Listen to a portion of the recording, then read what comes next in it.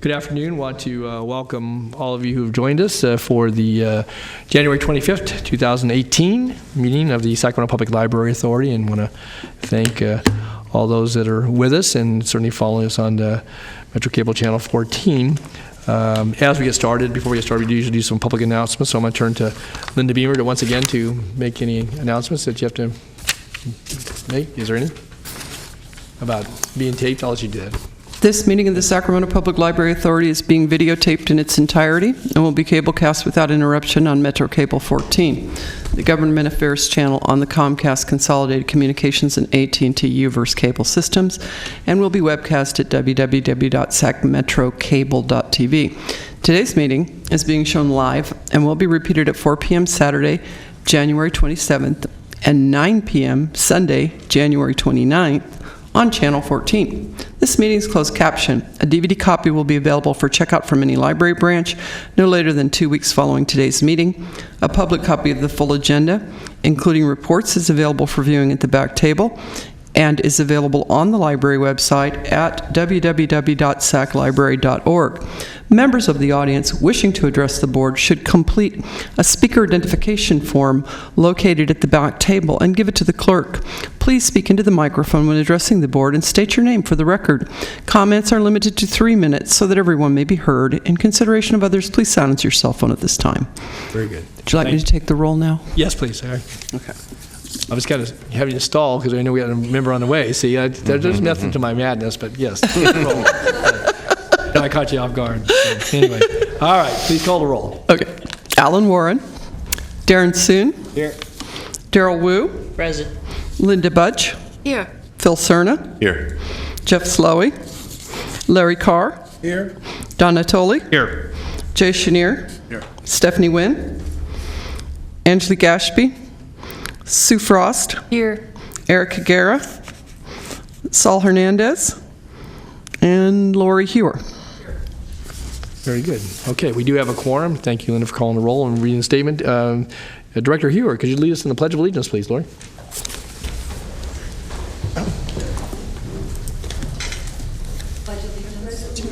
the flag of the United States of America and to the republic for which it stands, one nation, under God, indivisible, with liberty and justice for all. Okay. That takes us down then to public comment on matters not on the agenda. We do have a speaker. Michael Harris is signed to speak. So, Michael, I invite you to the podium. Welcome. Happy New Year to you. Happy New Year to all of you, Chair Matoli and board members of the Library Authority. Most of you know me. My name is Michael Harris, son of the West here, born here, Sacramento. I come by today and say a few things. One is I'm pretty good around libraries and archives because some of you know my high school librarian, Penny Castanis, and Terry was across the way at Consumers River College, and today, you know, my sister, she's a dean over there. So we learned, you know, at our house how to read, but how you maneuver through libraries and maneuver through Dewey Decimal Systems and, you know, how to find things that aren't easy to find. We learned that, you know, around the corner, around the dinner table with some people that knew what they were doing. So the reason I come by today, actually yesterday at around 8, let's just say 8:22, James Marshall found some gold in the mill race up in Coloma, started the gold rush, arguably created this place we call home. So at the State Library and the archives, we're shaking it up in a good, positive way. As Don said, I'm going to borrow, there's a method to the madness. There's just a lack of showing the African contribution to the gold rush. And the way we've been taught to do it, you talk about the Chinese contribution, you talk about the Chilean, the Russians, everybody was here. And then you might get a little bit of support when you talk about the African contributions. So now there's going to be a research guide specifically for the African Americans at the State Library, and it should probably be released in the middle of Black History Month. But also the Martin Luther King Library. There's a collection, Bonnie and Sam Pinnell. We got to put Bonnie's name on that and lift that up. And then the closeout Black History Month will be over at the, well, okay, I didn't tell you. 1st of February is National Freedom Day. And so we'll be at the library there talking about that, what it is, and the connectivity to blacks learning how to read when it became legal. And what is your name? I'm trying to think of her name. One of Tougaloo 9, who opened up one of the libraries in Mississippi so black folks could actually go to a library. And then at the end of the month at Valley High, Laguna, we'll be talking about the Black Church and the Gold Rush, whatever we find through the libraries, the new stuff in the archives. It should be pretty interesting. So the libraries are someplace that's very familiar, and it's my contention if we make the story bigger and broader, there'll be more of people that look like me, small, reading and writing, if you show them in the curriculum and the design and that they were here from the very beginning in the Gold Rush. So that's enough. I got 3 whole seconds. See y'all soon. Okay. Thank you. Thank you, Michael. Thanks for sharing and for pointing out some of the events to recognize both certainly contributions of Americans of African American descent, but certainly of all ethnicities, and certainly I think the fact that you begin to have collections where folks can read and learn more, and I think to appreciate our history. And I know, again, you are in your own right a very renowned historian, and that you research and certainly local history and your contributions. So thank you, Michael, for being here today and for highlighting those things. And we would certainly invite folks to visit our libraries, but to appreciate the history and the contributions of all those that have gone before us here in Sacramento, but certainly those of African American descent, and appreciate so much you sharing. Thank you. Good. Okay. Very good. We have no other speakers off agenda, matters off agenda, and so we'll then go to our presentations. And item 3 is our marketing and communications update. So.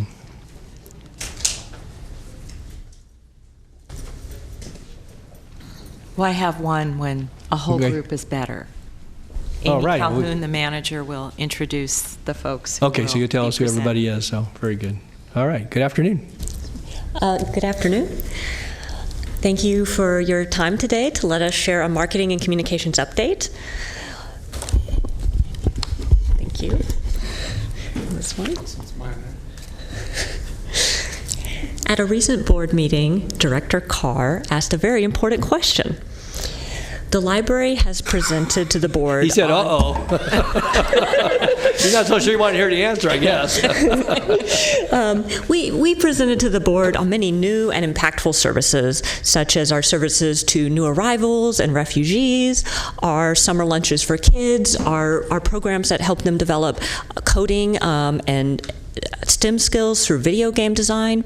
But what are we doing as a library to raise awareness in the Sacramento region of these services and their value?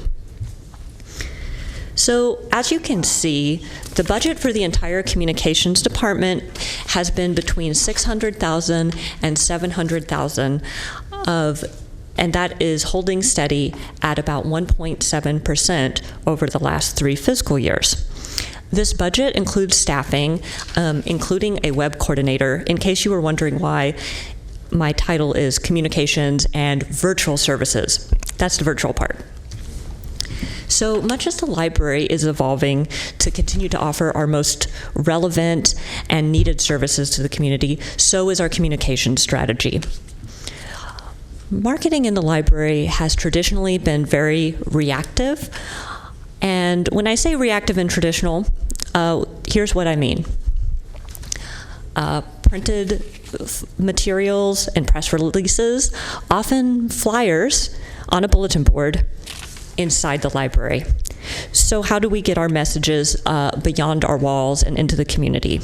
So today we are going to share with you our new marketing and communication strategy, which will leverage our resources and talent to greatly increase awareness of the library in the Sacramento region without any additional increase to the budget. So I am now going to hand it over to our Public Information Coordinator, Tracy Potma. Okay, great. Tracy, good afternoon. All right, thank you. Let's get this a little closer. I'm not so tall. I'm going to jump right out of the gate and say we have a reputation problem. And that's really hard to reconcile because, as you know, we're really beloved in the Sacramento community. Just a few days ago, Rivka and I were speaking with the Sacramento Bee reporter, and she said that every time she speaks to someone in the community about the library, we always receive high praise. So what it boils down to is that we have a good reputation, but not an accurate one. Amy likes to say the community loves us, but they don't know us. And the evidence of that is not just anecdotal. So I'm doing a presentation, so I'm going to turn it to the next slide. There we go. For example, if you take a look at this snapshot of our media coverage in 2017, you'll see that our story is nowhere to be found in that. Instead, you see AM and PM, and that's a result of the numerous online event calendars that we place our listings on. The rest of it, adjustable rate loan, Aaron Horner, that's a story that took place at the library but wasn't a library story. So we have some work to do. Another example was this segment. It was a week-long segment on ABC 10 in July of last year. It wasn't at the official library week, but they featured the library for a week. And the anchor started off the segment, the week-long segment, with that statement. I'll let you read that really quick. It hurts a little bit, right? But it's no surprise. We are regularly covered in this way. It's the concept that what exists at the library is a surprise, and we want to change that. One way that we can do this, not one of the ways, so this is our plan moving forward. We're going to spend the next 3 years taking ownership of our story. The greatest thing about that, and it's similar to what Amy touched on, is that we can do this, we'll get a return with no financial investment. We'll begin by focusing on early learning, tech and creation, welcoming community spaces, and reading, obviously. How do we do that? The first step that we're going to take is we're going to position ourselves as experts in those areas. And what I have up on the screen right now is a pending lawsuit against the state of California because children in our state can't read. We're going to pay close attention to that lawsuit, as well as the legislation brought forth by Senator Bill Dodd and Assemblymember Kevin McCarty regarding pre-K for all in California. And at the appropriate time, we're going to reach out to the media and join the conversation. Show them, what we want to do is show them that the library is a quality, easily accessible part of the solution. Beyond that, beyond media, we also want to begin ramping up our brand journalism efforts. And we'll do that by putting out our stories of people who are positively impacted, or they experience a positive impact in their lives because of their relationship with the library. We'll do that via email. We'll do that via web, social media, and also video. And through these channels, we'll continue to improve our brand journalism, again, by telling the positive stories of people impacted by the library. And I believe we'll recognize two people up there. We celebrated them last year, our teen volunteers, Emmanuel and Claire. Mm-hmm. We had a lot to say. We whittled it down out of respect for your time. Fortunately, the greatest need we have to make this happen isn't an increase in our budget, as we have stated, but all of us rallying together to tell our story. And that includes our staff, our friends, and then all of you here and other local influencers. So soon, we will, as we move forward with this 2018-2020 plan, we'll build message decks that will provide language and talking points and sound bites for everyone to use when they're speaking with the community, when they're speaking with the media, so that we're all presenting our story in a consistent and strong manner. But before I hand this over to Brian, who has a lot of amazing things to say, I wanted to ask if we can send you some of that messaging and some of our stories to share with your constituents, and if so, what would be the best way to go about doing that? Let's do Linda. Take care of that. They've all been great when we send. Right. How about putting this in your newsletter for summer reading and things like Perfect. that? So we will continue that, but just make sure we can do that. Okay. We'll send more. Thank you. Thank you. This is a question before you leave. Mm-hmm. Back on the slide where you showed the coverage, I guess it was it ABC 10 that was doing the story. So who's that quote? Is that just kind of a That's, when I'm failing on her name, that's the anchor who presented the Library Week throughout that week. She's the morning anchor. Right, and that's what she Morning said, blend. all concept, or is this something our viewers Yeah. can care about? She She said that? actually said that on camera? Said it on Monday. Right. On Friday, Yes. she said something totally different. So was it rhetorical just to kind of just prompt interest, or she was actually, how was that portrayed? I want to understand the context. of it. Do you want me to? Well, I think she's the perfect example of she's looking at the library that might have been her school library when she was 11, and instead of the library as it is today, because by the end of the week, her response was very different. Wow. Right. We have this incredible resource at our fingertips. It's the public library. So, I mean, I think to put it in context, that's what I'm trying to get, yeah. it was, who cares about the library, to, wow, I didn't know the library did all this stuff, which is what we constantly encounter. That's our biggest challenge. When we talk about what we do, it's, we didn't know the library did maker spaces, did help kids with coding, did, Right. It goes to what name you it. said earlier about reputation or how you're perceived versus Hosts citizenship ceremonies, you Correct. name it. That's all of the things that we do. Sorry, Right. I'm taking over their that's right. presentation. No, I want to add one thing, though, and I was going to throw this in, but I thought, no, I don't need to say that. So if ABC 10 is watching, we love you. The media actually really treats us very well. We just haven't shown them who we are. So they're looking at it, like Rivka said, they're remembering their college library or their school library, not the library of today. So that's what we hope to change. Well, and to add to that, ABC 10 called us on Tuesday, and we had somebody in the studio on Wednesday because Right. they know they can count on us to do a great segment for them whenever they need one. So, Very good. Okay. All right, Brian, you're up. Does this go up any higher? Yeah, you can raise the button, Linda, he can raise it there on the, Oh, it's fine. you sure? I can slouch a little. I wore heels, so. So the focus of the 2018 Sacramento Public Library marketing goals are to gain library card holders, to grow our service awareness, and to improve our community experience. We plan to use several resources to reach these goals. Our own media sources such as email, social media, our program interactions, and our website, and then also via paid media resources including direct mail and advertising. When we look at how we utilize our email and social media currently, we want to take that and expand our targeting messaging with new campaigns focusing on priority services. And then we want to continue to grow our email and social media follower bases by getting relevant content out to the right people that are interested in that. Our program interactions, we want to take advantage of the opportunities when people are walking through our doors at our events and making sure that we're asking the questions for those who are non-users of the library and inspiring them to come and get a library card with us. With our website, we are undergoing we're revamping our website right now, and it's going to relaunch in September. And the main goal there is to simplify access to the content and information. Sorry, I thought you took that. The second part of this is our paid media. So we're planning to do a direct mail campaign this year targeting new residents with the goal of connecting non-users to information and informing them of nearby locations and the services that they can expect to find there. And then additionally, as you see in the graphic here, we're going to be launching an advertising campaign. And the focus of that is found at the library. We want to gain new library card holders by, again, connecting to those non-users and letting them know about what they're missing out on. We're planning on utilizing print, web via our library website and web banners, social media, and then local transportation, including transit shelters and wrapping our library vehicles. And then additionally some in-branch signage just to keep consistency between what people are seeing out in the market and then when they come into our branches. This is all planning to launch March 1st, so you should be seeing this very soon. And those are the main components that we have for this year. Okay, thanks. Dr. Carr?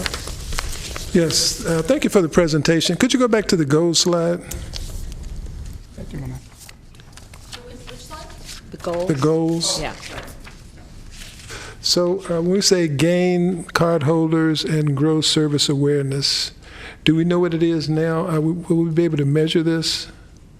And how many card holders are we trying to get, and what level of service awareness are we trying to attain? And are we segmenting that in the population so we will know how to target our campaign? Great questions.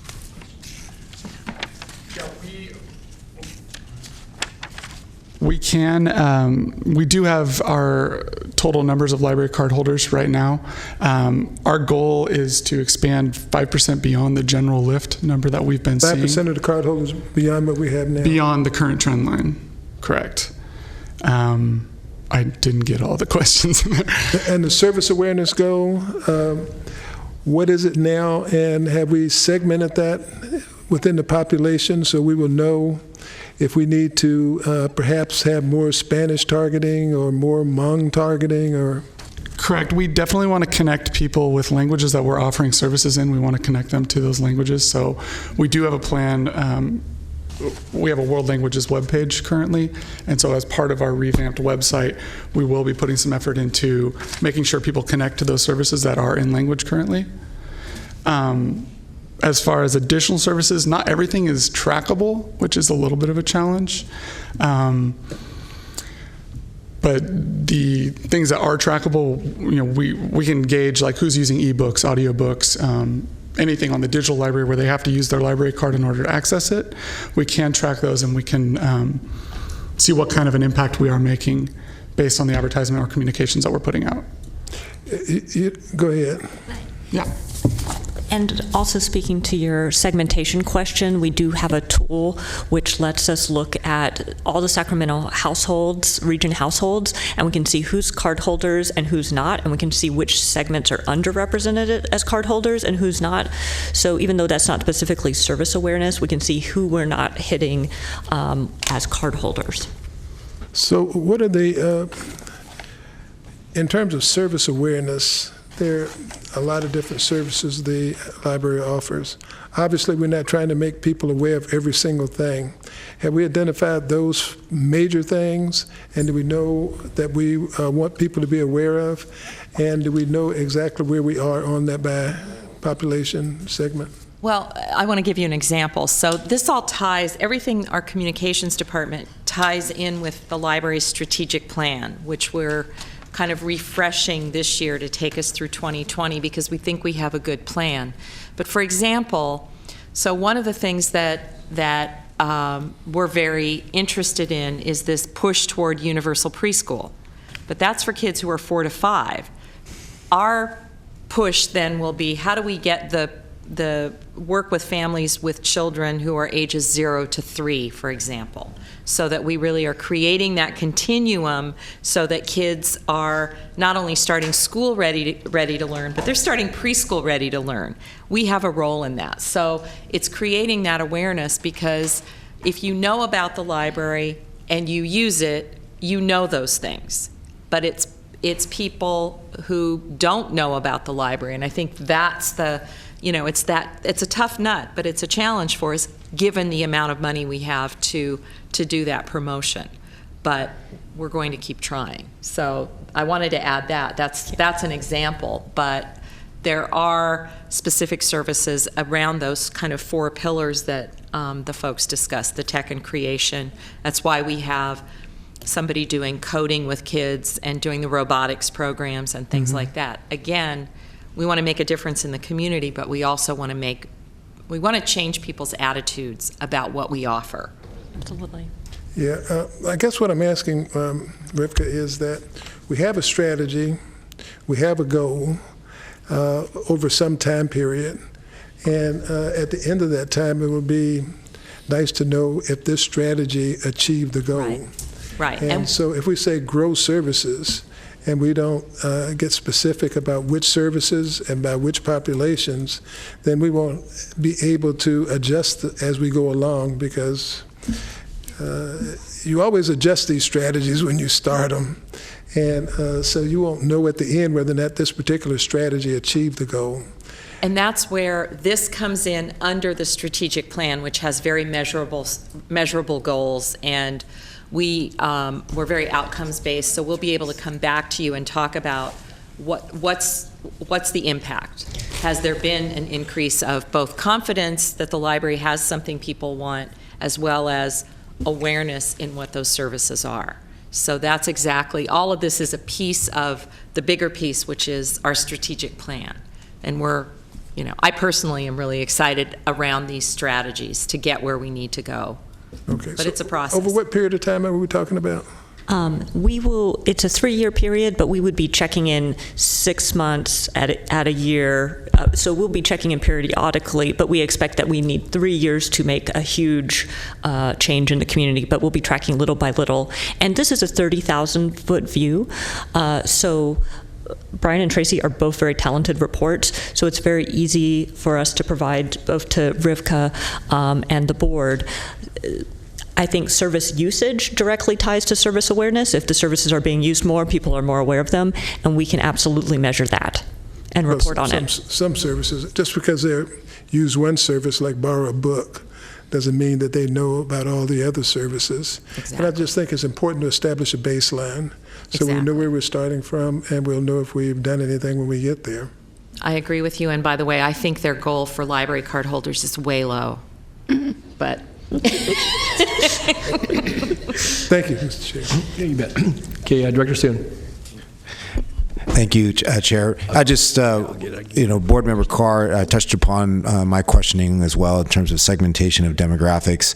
So I just want to emphasize how much this is needed, and just want to appreciate this presentation and what you're about to embark on. And if there's anything we can do, of course, let us know. But this proactive marketing is so very needed. I mean, when you have kids, we're coming on 5G now, and the phones and things, and why do I need to go to the library when I might have a library, in this thing? So these services that you're talking about, for kids, passports for travelers, those kinds of things, getting that out to folks so they know that there are things at the library that they can't get on that phone or computer, I think is very well needed. So thank you. Okay. All right, thanks, Darren. Director Budge? Oh, yes. Thank you. So when I think Darren really hit the nail on the head, because from my perspective, this is like a partnership with all of us. We all have a role in this. And so when I look at this page with all the different flyers and all, every time I see our librarian, she hands me a stack of these little flyers, lots of them. And so we put them in City Hall. We advertise them on our website and in our social media and in our fresh news that goes out. Seriously, the Chamber's email blast has like 10,000 people in it, and the Community Council's email blast has got like 14,000, and so we really do cover an awful lot of territory with all of our attempt to keep people up on what's going on in Rancho Cordova. But when I read Rivka's director's report for this month, I was absolutely intrigued, because there's always really great things that go on that through the libraries that you're talking about. And quite frankly, Jill Stockinger tells us that there are more programs, more special programs at the Rancho Cordova Library than there are days of the month. Seriously, and that's why seriously, and that's why she can hand me that stack of these little flyers. But some of the things that Rivka talked about this time, like the program for the Russian-speaking preschoolers, or some of the technology advances that you're using to connect with teens or a variety of people, those are the kinds of things that really are reaching a lot of people and are going to reach a lot of people, but sometimes we all have a problem in simply getting the word out. Mm-hmm. So it just seems to me that we have a role in helping you all get the word out, because what's actually taking place right now, between that and the special language collections that we have, targets a lot of different people across all spectrums of cultures and ages. We just need to let more people know about it. So at whatever point you need help in that, you absolutely have to call on us. Thank you so much. Thank you for what you have done already. And we are really looking forward to working with you because you truly are major local influencers. And so we thank you for your support. Rivka's report actually included a new form of social media that I never heard of before, and so I have to ask somebody at City Hall who's a lot younger than I am what it is. Twitch? Yeah, that one. We want to be on the cutting edge. Well, I think we need to add a Twitch or two. We are. Okay. All right. Thanks, Director Budge and our staff. Director Wu. Thank you, Chair. So I'm probably the least technical member on this body, but every time I go to a nice restaurant, for example, I get this note in my Facebook or email, and you are here. Take a picture of this place with yourself. Yeah. I think with the 170,000 students that we have in the greater Sacramento area, I'm just thinking greater Sacramento, I'm not thinking of, but we probably have closer to 200 in our outreach. If our libraries were, I don't know how this works, but if our libraries, while a child is at the library, say, you're at Bell Coolidge at this event, take a picture and post it. Yes. The vibe that the children create or our patrons create among us, their own colleagues, goes a long, long way. And they can say, hey, you were at this event yesterday, I saw it posted. You got to let me know when the next one is, because I didn't know that they even did that before. So I think that while we're sitting up here listening to your input about social media and stuff like that, I don't post my picture when I go to a restaurant, but I'm sure those kids do that. And so I think that that will help in the self-generation of patronage, because I know that, I don't know about the entire, our entire region, but I know that Rivka has a goal that every student in Sac City Unified will have a library card, and I'm assuming that all the students in all of our outreach will have a library card before long, and we want them to start using it and encouraging their friends and their colleagues to use it as well. So I think, again, I don't know how that stuff works about taking your picture, but if we can have that as an add-on for our branches, I think that would be a great thing to have as well. Yes, your instinct. Just really quick, I don't want to belabor the point, but the record needs to be clear. There is literally no one less tech savvy than Chair Natoli. He uses a flip phone. Okay, that's not, the fact that you even have Facebook is like eons from where he is. Okay, I'm sorry. Thanks a lot. I'll send you a text in response. Yeah, well, I'll send you a text in responding to that, so I can text. Anyway, she's right. Tech savviness aside, okay, thanks, your Daryl, instinct is right on. You set me up really good, Mr. Wu. You done? Okay. No, Doc. I know you didn't, so now you do. Yes. The whole world does now. All right, Director. All right, Director Budge. Just in addition to taking a selfie and posting it, every time I walk in, every time I have been anywhere, because my phone has GPS on it, they ask me to do a Yelp review. So, let's create a positive image on Yelp with the libraries. Oh, we get 5-star reviews. Well, that's good. And we engage and respond to reviews, both positive and not so positive, and try to make them have a positive experience in the follow-up. So, and Director Wu, your instinct is right on. Tech savviness aside, word of mouth is so powerful. So teen to teen, that is one of the reasons our Yule Ball that is created by teens and empowered by teens and for that audience does so well. So. Very good. Thank you.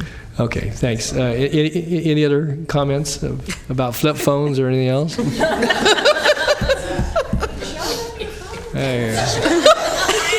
Okay, now that we've proven it, Ms. Ashby right, so. Okay, thank you to our marketing team. Thank you for your time. And you can send me something snail mail. I'll get it. I'll read it, I'll assure you. Okay, very good. Good report, good questions, and a lot of good things happening in libraries. I think how we communicate certainly is very, very important. Many different modes, including the rotary phone. And with that, we'll move to the next item. So thanks a lot. Very good. Okay, we had items, any written reports from Friends of the Library? And very good. I feel like Lurch here, but my name is Anita Scurry, and I'm president of the Friends of the Library. And you heard the staff, the marketing and communication staff, talk about how they want to collect and disseminate stories about how people have been impacted by the library. And we, the Friends, hope to help them with that through our Book First campaign.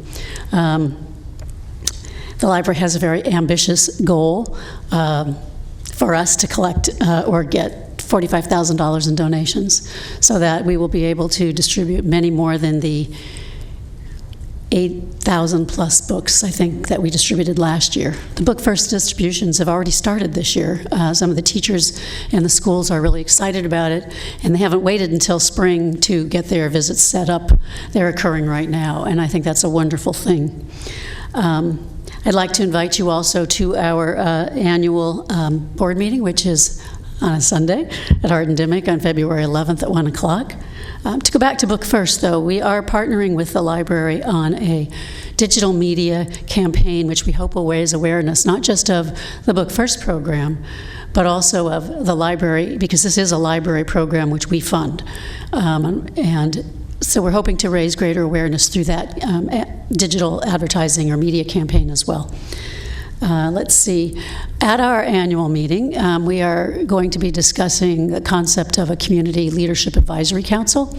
And if it has a positive response, we'll find out, we will be then modifying our bylaws or voting on modifying our bylaws, and we'll probably be asking some of you to participate in that council. So just a heads up.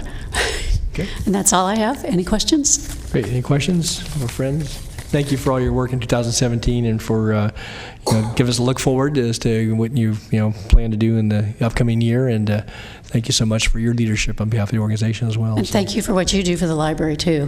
Thanks. Good. Thanks, Lynn. Okay. Any others on that item? If not, then Sacramento Public Library Foundation. I have a written report. Anyone here wish to? Nope. No one here on that. So that'll carry over to our next agenda item. Our next agenda. All right, with that, then we'll go down to Director's Report. Ms. Thank you, Chair Natoli. Yes. Just a couple of things. I do have to point out that sometimes a picture is worth 1,000 words, so we all fell in love with the letter that one of our librarians got from a little boy saying that while he loves her, he loves his teacher more. Children are so fickle. What can I say?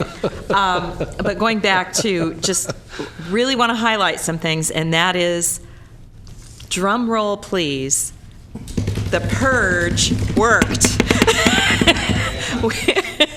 It took 5 years.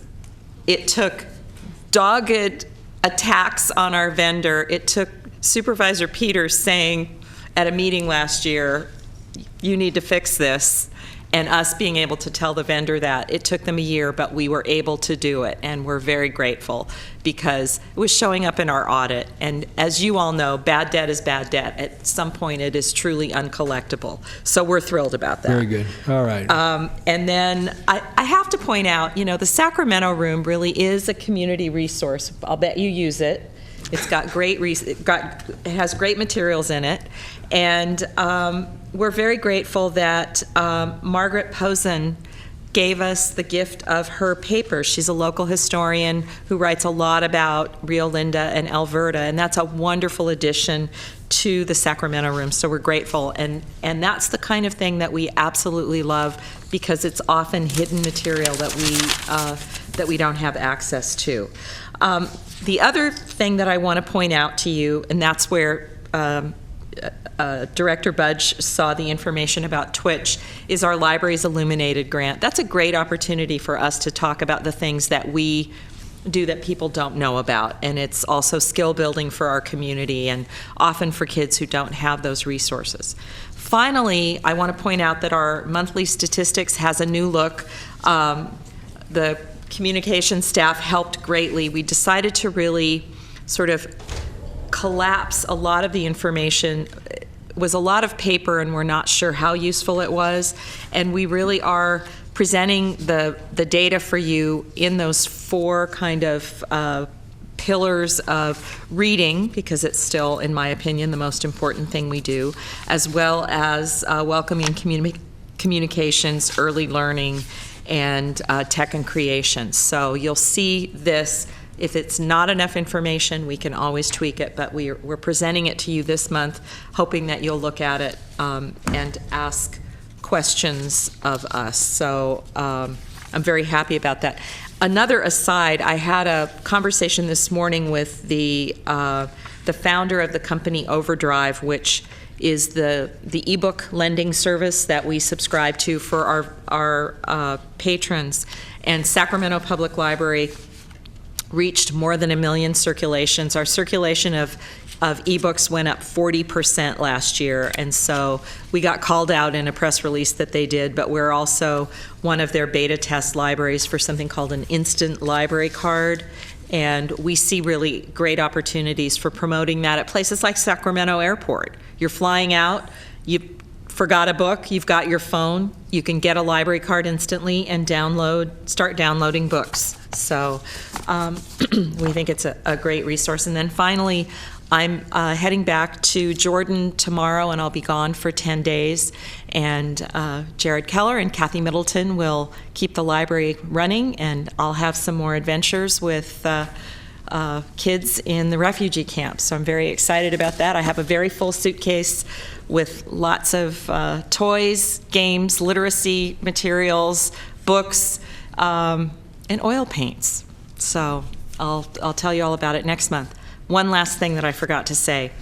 Thanks to the Friends of the Library, we are just rolling the presses out within the next 2 days of a couple of days of a special graphic interpretation of Frankenstein. This is the 200th anniversary of the publication of that book. It's a very important book. We all know it. We might not all have read it, but we've all seen Young Frankenstein, I'm sure.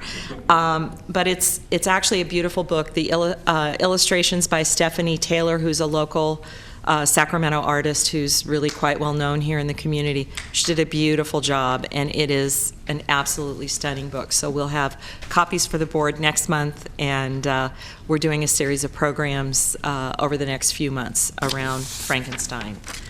So thank you. Questions? Okay. Comments? Yes, Director Budge.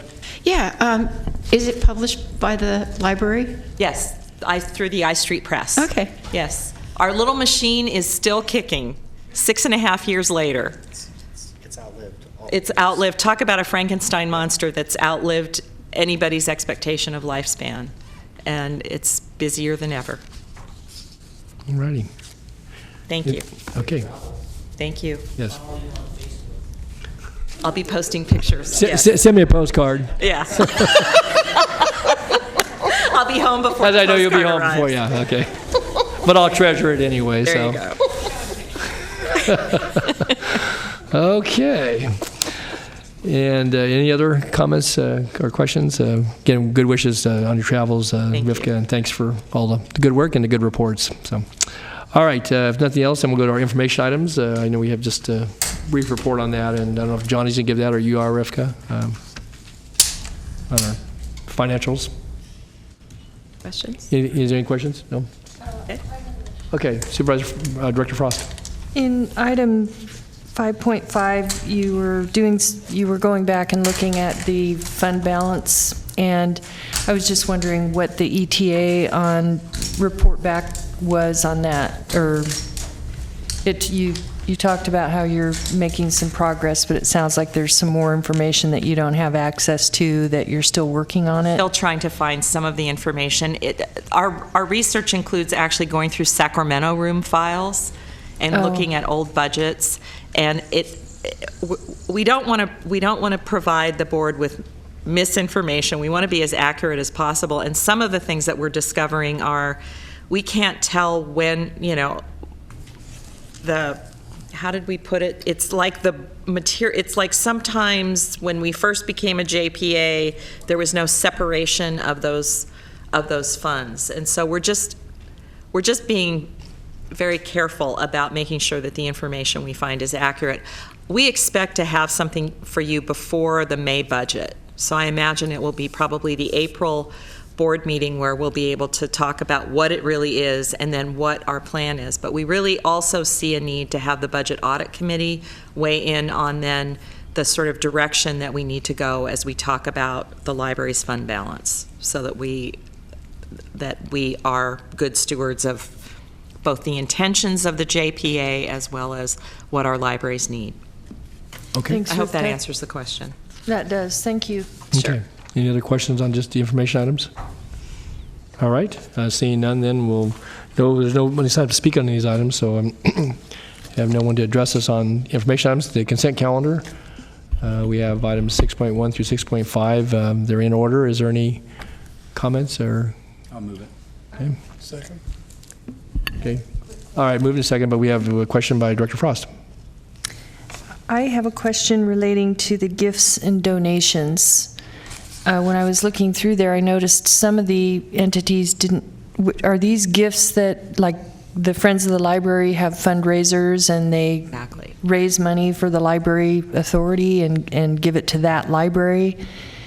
Or does the donations that are gathered go toward their specific library that Right. they? Right. We have the Friends of the Library. The umbrella organization is who you see every month at the meeting, or most months. Each branch has an affiliate friends group. They're called affiliates. And those friends raise money specifically for their library. So they'll hold book sales or pancake breakfasts or spaghetti feeds, and then the money goes to support specific programs at that branch. And so you'll see the reports come in, or the donations come in at different times of the year, and they're produced quarterly. So what you're seeing is a snapshot of the last few months. So if they don't raise any money, they don't have as many special programs? Correct. Interesting. Yeah. To talk to some of those folks. Well, and that's a long conversation. We have friends groups, some friends groups who are very fortunate. They have a large body of volunteers. They get a lot of donations. They're able to make a lot of money for their particular branch. And some of them are very good about sharing. For example, the North Natomas Friends give us money for the system-wide summer reading program to support other libraries. Some larger friends groups have adopted smaller friends groups. Like, I think Arden Dimmick has adopted, is Anita still here? She's gone. North Sac, right. So, like, the Arden Dimmick Friends help North Sacramento Library, things like that. But maybe I can help support some of my friends. Yes. We That's always, good. and honestly, the Friends, people often ask the difference between, like, the Friends and the Foundation. The Friends are on the ground doing those things that specifically help usually one location, right? And so the Bell Coolidge Friends, for example, are another group that do all kinds of community activities, and they have their own little bookstore. It depends partly on just the number of people who are able to participate and Okay. I was just involved. curious as to the money flow and when they raise it, where it goes. Well, and one idea is we can certainly send you a blurb to put in your district newsletter to encourage people to join the Friends and talk about the benefits. Yeah, Because I it would- comes right back. They are the most local of all support organizations for the library. And also all the special programs that are offered in the libraries in my district, I could put that Yeah. out too. Exactly. So, That'd be appreciate great. that. Okay, Thank we can you. do that. Thanks. Okay. All right. Any other questions on any items? If not, we do have a motion and a second. Did you get the maker and the seconder of the motion? I'd like to know, I know Mr. Chenier moved it. Who seconded? Seconder? Mr. Carr.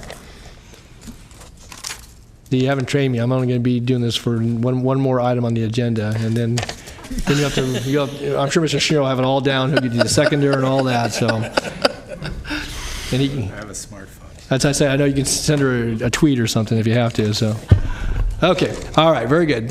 Nothing further. Then we can just do a voice vote. Okay, all those in favor? Aye. Any opposed? Abstentions? Any recusals? Seeing none, consent calendar is approved. All right, bring us down to the major item of the day, the action item. And with that, I know we had some information that was sent to the board last year relative to the rotation, right? Was that included with this month's information? Did you include that? Yeah, sorry, I have to put my glasses back on. Last April 27th, we updated the report on the chair rotation. We created the original we documented the original rotation in 2011, and this was just an update because we had a slight shift in the rotation, and it's our suggestion for where we move forward. Okay. All right, so you want to call that item, Linda, so we have it officially on the record? Item 7.1, election of board chair and vice chair 2018. All right. And I'm prepared to turn the gavel over, and Mr. Schneer is served very capably as vice chair, and I'll take nominations for vice chair, otherwise a motion will be in order. So moved. Second. Okay, so it's moved and seconded, moved by Wu, seconded by Budge, that we elect a chair. Nominations closed for Mr. Schneer, and unless there's any dissent, voice vote. All's in favor? Aye. Any opposed? Any abstentions? Any recusals? Very good. It's unanimous. Congratulations, Mr. Schneer. Do you want the gavel now or at the end of the meeting? I think I'd like you to finish it. Okay. All right. I'll see if I can get through the rest of this meeting. All right. So now we're to the point of vice chair, and I think the rotation was spoken to in that. So we'll be looking for one of the other member cities. County cities. Okay. Yes. All right. Who's not here? Well, that's one way to do it. So, all right, I'm going to open nominations, and okay. Do we have a request? I was going to nominate the great city of Elk Grove, Mr. Darren Soon, see if he would be interested in assuming the vice chair position. Second. There's the answer to the question. So, Mr. Soon, you got a chance to. I accept. Okay. Thank you very much. All right. Is there any other nominations? All right. Move to close the nomination. Second. Okay. So, well, we don't have we'll just do. We had a motion putting his name in nomination, so there's no other nomination. So we're going to vote on Mr. Soon as the vice chair for this upcoming year. And if there's no further questions, all those in favor? Aye. Any opposed? Any abstentions? Recusals? It's unanimous. All right. Congratulations, Mr. Schneer. Congratulations, Mr. Soon. And you only have to put up with me for one more item. So, okay. All right. With that, we'll move to the appointment of the Budget Audit Committee for fiscal year 18-19. And is that done by the board or done by the incoming chair? That would be by me, I think. Is it? Okay. Yeah, but can we, who's on it now? I know I am. Okay, there's I think Ms. Budge. 7 people on it right now, and that would be Mr. Schneer, Mr. Slowey, Mr. Guerra, Ms. Budge, Mr. Soon, And Ms. Hewer. Mr. Natoli, Yeah. And Ms. Hewer. and Ms. Hewer. Ms. Hewer, yeah. Sounds like an amazing group. I think we should keep it the same. Don't you think, Claire? Yeah, the only thing I would ask, we have quarterly meetings, more or less? More or less. And I know we've had challenges getting board members there. There's been a couple of meetings that I was the only board member or one of 2. So I think this is a really good group, and Darren, I'm glad you'll be on it if you're vice chair. I would like to just ask each of you if you can make that commitment to hit at least 3 out of the 4 meetings so that we have a good group coming here. If Well, there's that's anyone why who can't that's do why it. calling in works out really well. That's why, I'm sorry? That's why calling in works out really well. Call in. Yeah. Because No, and the that's- secretary sends out the information, and then we can call in and Yeah, follow no, along. that's totally fine if you do it that way. Yeah. But we still had some meetings that were very sparsely attended. So as long as people can make the meetings, if you can't, let me know now. I guess, yeah. So are you asking us to physically attend, or are you no. okay if they continue to call in? No, the call-in I is- haven't missed a meeting. I've called in, but Okay. No, that's fine. Sometimes it's a long drive for. I got 3 out of 4 Yeah, the other way around, though. Right. So, Well, we just need to call you. Yeah, I know. So, okay, well, that's great. So if we can just keep this as is, unless anyone wants to make a change, that would be great. All right, so All right, very we're good. Okay. So consider yourselves appointed. All right, so the Magnificent Seven will continue on the audit committee for the next, budget audit committee for this next year. Okay, any other thoughts on that? If not, then we're going to move down to last item, which is reports, ideas, and questions from board members. Anybody want to punch up? Any comments? All right, very good. All right, so again, thank my colleagues for all their good work this past year, and I know Chair Schneer will do a great job in the year to come. Thank you, Chair Natoli. Yes, thank you very much. And with that, Rivka, have a great trip, and we will be adjourned. And next time we'll be back in these chambers, February 22nd. I'd just like to thank the chair for his exemplary service throughout the year. Thank you. You've been a great leader. No, thanks, Larry. Absolutely. Okay, thank you, Ms. Carr. Congratulations. Okay, all right, very good. Okay, with that, we are adjourned. All right, thank you.